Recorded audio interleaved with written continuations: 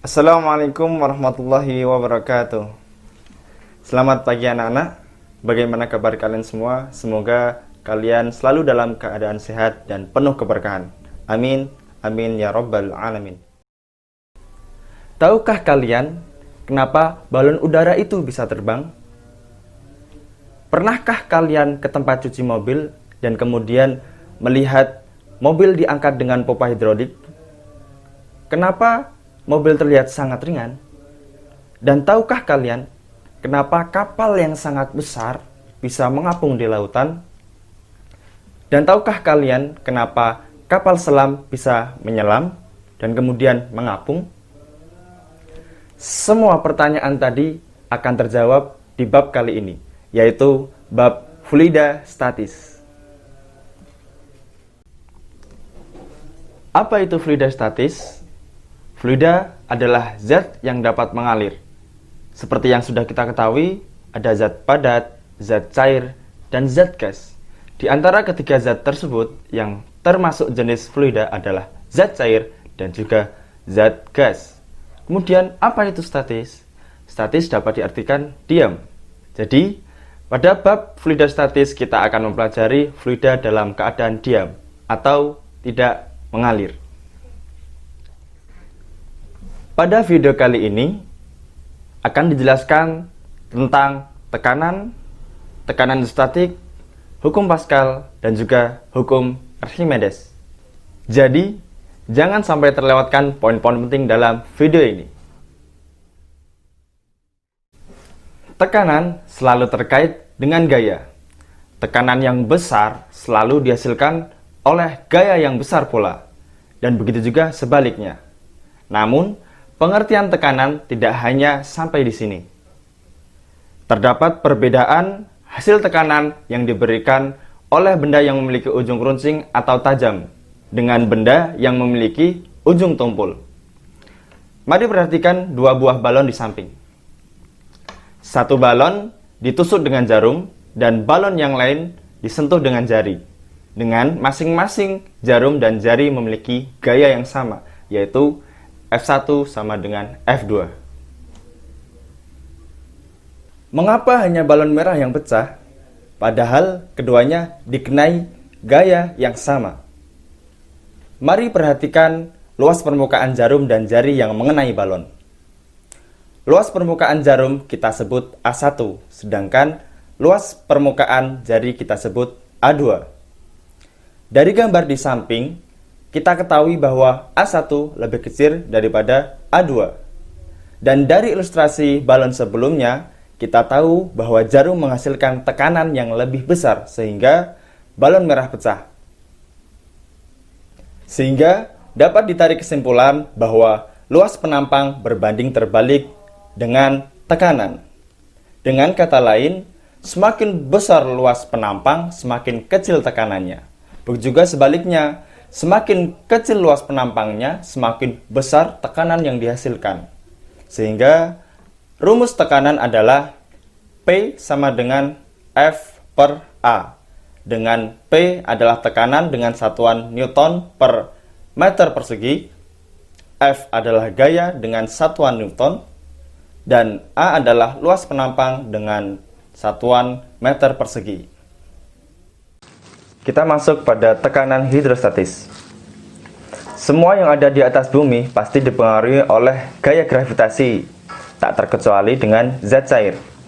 Gaya tarik ke bawah oleh gaya gravitasi inilah yang menyebabkan adanya tekanan zat cair pada dasar wadah.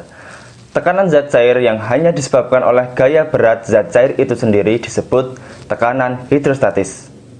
Rumus tekanan hidrostatis dapat kita rumuskan dari persamaan tekanan yang sudah didapatkan sebelumnya, yaitu tekanan sama dengan gaya dibagi luas penampang, di mana gaya sama dengan massa dikali percepatan gravitasi, sehingga tekanan sama dengan massa dikali percepatan gravitasi dibagi luas penampang. Kita tahu bahwa rumus massa jenis yaitu massa dibagi volume, sehingga kita tahu massa sama dengan massa jenis dikali volume. Sehingga tekanan sama dengan massa jenis dikalikan volume dikali percepatan gravitasi dibagi luas penampang. Kita tahu bahwa rumus volume adalah alas dikalikan tinggi, sehingga tekanan sama dengan massa jenis dikali luas alas dikali tinggi dikali percepatan gravitasi dan dibagi luas penampang. Kita tahu bahwa besaran luas alas dan luas penampang adalah sama, sehingga kita bisa hilangkan keduanya. Sehingga kita dapat rumus tekanan hidrostatis sama dengan massa jenis dikalikan percepatan gravitasi dan dikalikan kedalaman zat cair. Dari rumus tersebut, kita tahu bahwa tekanan hidrostatis dipengaruhi oleh massa jenis zat cair, percepatan gravitasi, dan kedalaman zat cair. Dari rumus, kita ketahui bahwa semakin dalam kedalaman zat cair, semakin besar tekanannya. Itulah kenapa bagian bawah bendungan selalu dibuat lebih tebal daripada bagian atas, yaitu untuk menahan tekanan yang lebih besar. Kita masuk pada hukum utama hidrostatis. Hukum utama hidrostatis menyatakan bahwa tekanan hidrostatis pada setiap titik yang berada di kedalaman yang sama dalam keadaan setimbang adalah sama. Perhatikan bejana berhubungan di samping. Mari kita isi bejana tersebut dengan air.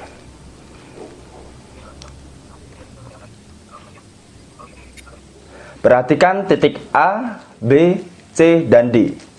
Sesuai dengan hukum utama hidrostatis, titik A, B, C, dan D memiliki tekanan yang sama karena berada pada kedalaman yang sama. Sehingga PA sama dengan PB sama dengan PC sama dengan PD sama dengan massa jenis dikali percepatan gravitasi dikali kedalaman zat cair. Tekanan hidrostatis tidak bergantung pada bentuk bejana, tetapi bergantung pada kedalaman zat cair, percepatan gravitasi, dan massa jenis zat cair. Sekarang perhatikan pipa U di samping.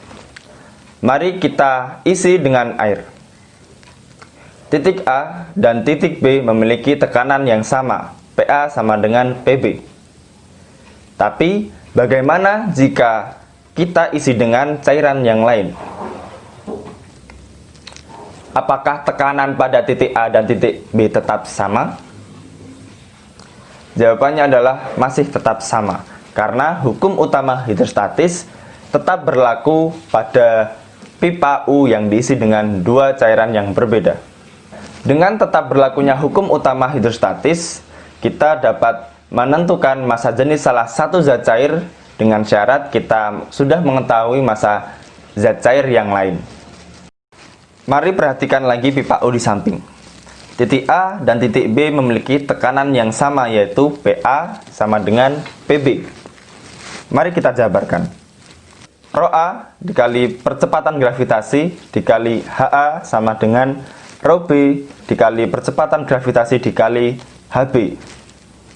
Percepatan gravitasi dapat kita hilangkan, sehingga kita dapatkan Rho A sama dengan Rho B dikali HB dibagi HA, atau Rho B sama dengan Rho A dikali HA dibagi HB. Kita masuk pada hukum Pascal. Hukum Pascal ditemukan oleh ilmuwan Prancis, yaitu Blaise Pascal. Bunyi hukum Pascal adalah tekanan yang diberikan pada zat cair di dalam ruang tertutup akan diteruskan ke segala arah dan ke semua bagian ruang tersebut dengan sama besar. Mari perhatikan ilustrasi di samping untuk memahami bunyi hukum Pascal. Di samping terdapat dua pengisap, yaitu yang satunya lebih kecil dan yang lainnya lebih besar. Ketika pengisap 1 diberikan gaya F1, maka tekanan yang dihasilkan akan diteruskan ke segala arah dan ke semua bagian ruang tersebut. Sehingga pada pengisap 2 akan terdorong dengan adanya gaya F2, sehingga pada pengisap 2 akan naik. Persamaan hukum Pascal adalah P1 sama dengan P2, sehingga kita dapatkan F1 per A2 sama dengan F2 per A2, di mana F1 adalah gaya yang dikerjakan pada pengisap 1, F2 adalah gaya yang dikerjakan pada pengisap 2, A1 adalah luas penampang pengisap 1, dan A2 adalah luas penampang pengisap 2. Contoh penerapan hukum Pascal di kehidupan sehari-hari diantaranya ada dongkrak hidrolik, rem hidrolik, dan juga mesin pengangkat mobil pada tempat cuci mobil. Kita masuk pada hukum Archimedes. Bunyi hukum Archimedes adalah apabila suatu benda dicelupkan sebagian atau seluruhnya ke dalam fluida, maka benda tersebut mendapatkan gaya ke atas yang besarnya sama dengan berat fluida yang dipindahkan atau didesak oleh benda tersebut. Berikut adalah rumus hukum Archimedes. Fa sama dengan Rho dikali percepatan gravitasi dikali volume.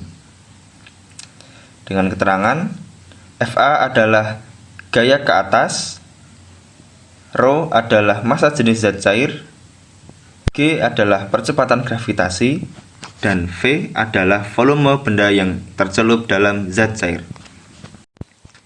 Kita masuk pada benda mengapung, melayang, dan tenggelam. Yang pertama adalah benda mengapung. Benda dikatakan terapung jika sebagian benda tercelup di dalam zat cair.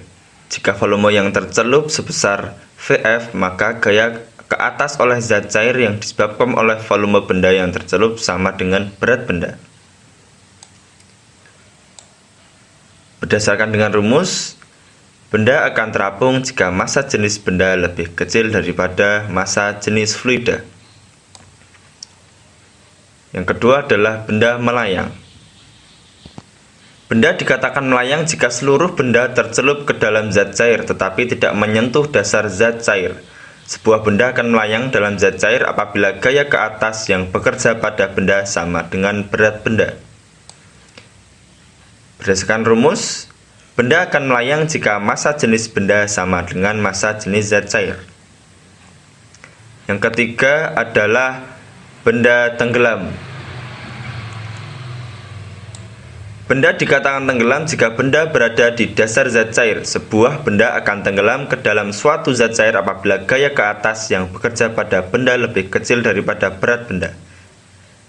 Sesuai dengan rumus, benda tenggelam jika massa jenis benda lebih besar daripada massa jenis zat cair.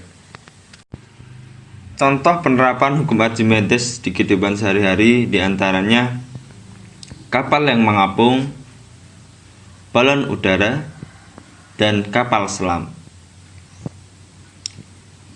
Terima kasih atas perhatiannya. Jangan lupa untuk mengerjakan dan mengumpulkan tugas. Wassalamualaikum warahmatullahi wabarakatuh.